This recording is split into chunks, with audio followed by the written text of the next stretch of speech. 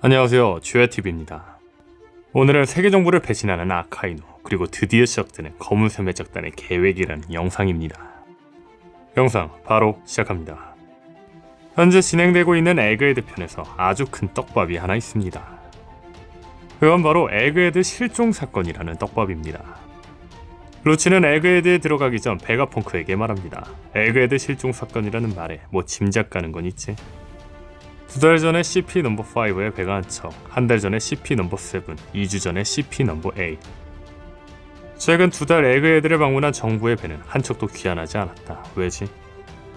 그렇습니다. 이 장면으로 알 수 있는 건 최근 에그헤드를 방문한 정부의 배가 실종되고 있는데 그 범인이 밝혀지고 있지 않다는 겁니다.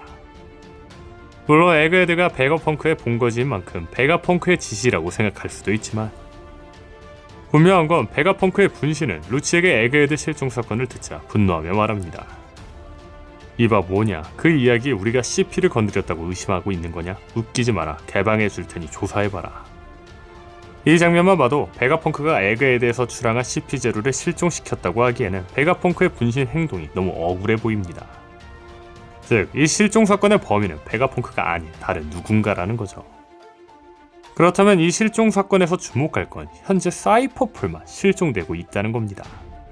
즉, 에그헤드 실종 사건으로 알 수 있는 건 현재 사이퍼폴을 노리는 집단이 있다는 거죠. 그렇다면 여기서 주목할 건 1052화입니다. 1052화 속 오로성은 와노쿠니에서 니카가 나타나 니카에게 상황이 쓰러졌다는 소식을 듣습니다.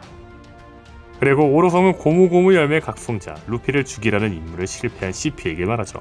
니코로빈 정도는 데리고 돌아오겠지. 이에 CP0는 말합니다. 반드시. 그런데 그때 CP의 방해 연파가 나타납니다. 그리고 방해 연파는 말하죠. 너희 거기서 기다려라. 내가 그쪽 갈 테니까. 제가 이 장면을 주목한 이유는 오로성과 연락 중인 CP0에게 방해 연파가 나타났다는 겁니다. 분명한 건 오로성과 CP0를 방해, 구치 CP0에게 직접 가겠다고 선전포고를 했다는 건 방해 연파의 주인은 CP0를 노리는 자일 겁니다. 그런데 앞서 말한 에그헤드 실종 사건 역시 CP, 사이퍼폴을 노리는 어떤 집단입니다. 그렇죠, 이 두 사건은 비슷하게 사이퍼폴을 노리고 있다는 겁니다. 다시 말해 사이퍼폴을 노리는 어떤 집단이 분명히 존재한다는 거죠. 만약 이 가설이 맞다면 이 방해 연파의 주인공이 에그헤드 실종 사건의 범인일 겁니다. 그렇다면 이 에그헤드 실종 사건의 범인은 누구일까요? 첫 번째 유력 후보는 해군기밀 특수부대 소드입니다.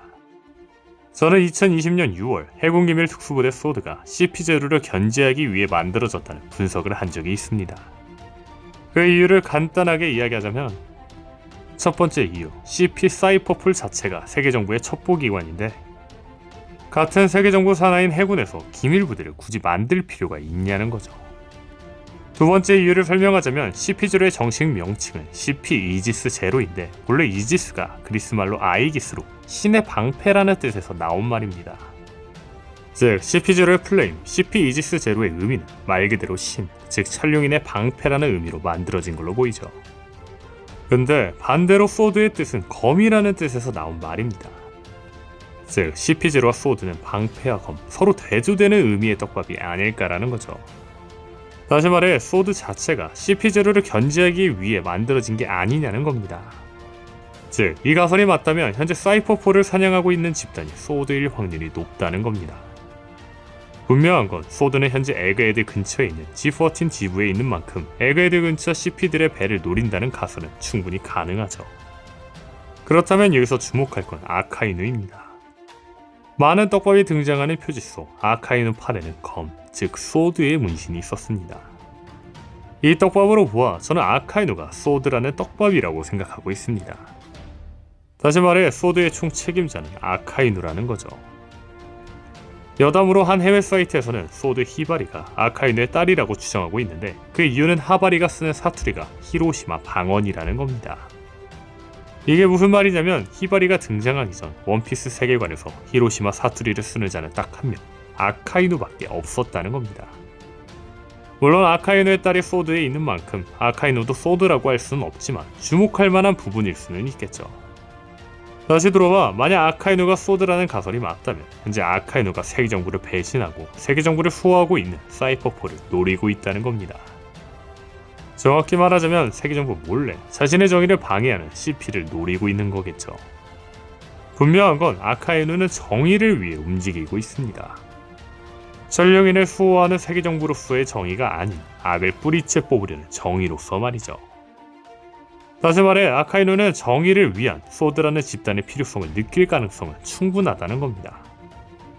분명한 건 소드의 드레이크는 CP와 카이도가 무기 거래하는 걸 발견하고 놀라며 이 상황을 소드 코비에게 전달했습니다. 만약 아카이누가 세계정부가 악의 근원인 해적과 거래한다는 걸 소드로서 전달받는다면 누구보다 CP를 버려야 된다고 생각하겠죠. 다시 말해 아카이누가 몰래 CP를 벌하고 있다는 가능성은 충분하다는 겁니다. 과연 정말 아카이누의 소드가 세계정부를 노리고 있는 걸까요? CP를 노리고 있는 두 번째 집단 후보는 검은수염 해적단입니다. 제가 CP를 노리고 있는 집단을 검은수염 해적단이라고 생각한 결정적인 이유는 현재 에그헤드 에피소드가 티치와 연관되어 있기 때문입니다.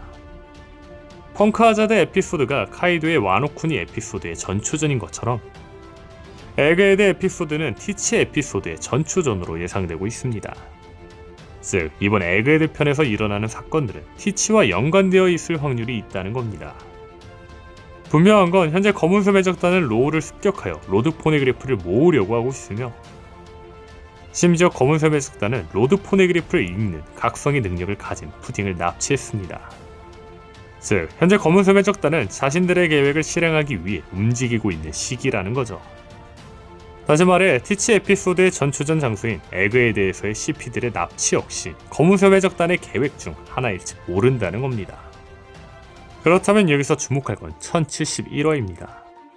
1071화소 인적이 없는 상태로 프론티어 돔이 해제되었습니다. 갑작스러운 이 돔 해제에서 주목할 건 인적이 없는 상태에서 돔이 해제되었다는 겁니다. 그렇죠, 이 사건은 투명 열매 능력자 시류가 했을 확률이 있다는 거죠. 만약 에그헤드 내 시류가 있다면 베가펑크 실종 사건 역시 시류가 했을 확률이 높겠죠. 앞서 말한 것처럼 검은수염 해적단의 계획이 실행되고 있는 지금 베가펑크의 납치 역시 검은수염 해적단의 계획일지도 모릅니다. 참고로 혹자들은 투명 열매는 견문색을 사용하면 다 볼 수 있는 거 아니냐, 시류를 아무도 눈치 못 채는 게 말이 되냐라고 생각할 겁니다. 다만 여기서 주목할 건 도플라밍고는 투명 열매를 먹은 압살롬을 발견하지 못했습니다. 즉, 이 상황은 투명 열매는 견문색도 발견하지 못할 정도의 능력이 있지 않을까요? 개인적으로 투명 열매는 견문색으로 볼 수 있는 기척마저 투명해질 수 있는 능력을 가지지 않을까 싶네요. 만약 이러한 능력이 없다면 견문색이 나온 시점에서 오다쌤이 시류에게 투명 열매를 먹인 이유가 없기도 하고요. 다시 돌아와 두 후보 중 CP를 습격하고 있는 집단은 그렇다면 어디일까요? 개인적으로 현재 단서로만 본다면 소드일 확률이 더 크다고 생각합니다. 결정적으로 저는 프론티어 돔 해제와 베가펑크 납치의 범인이 베가펑크의 분신 중 악을 담당하는 릴리스라고 생각하는 만큼 검은수염 해적단은 아직 에그헤드에 없지 않을까 싶네요. 즉 에그헤드 실종 사건은 검은수염 해적단이 아닐 거라 생각합니다. 참고로 베가펑크 릴리스 관련 분석은 원피스 1074화 심층 분석을 참고해주세요. 다시 들어와 물론 이 실종 사건이 아예 다른 집단일 확률도 있지만 다른 집단에 대해서는 단서가 나오지 않은 만큼 소드 아니면 검은수염 해적단일 거로 보이네요. 오늘 영상은 여기까지입니다. 시청해주셔서 감사합니다.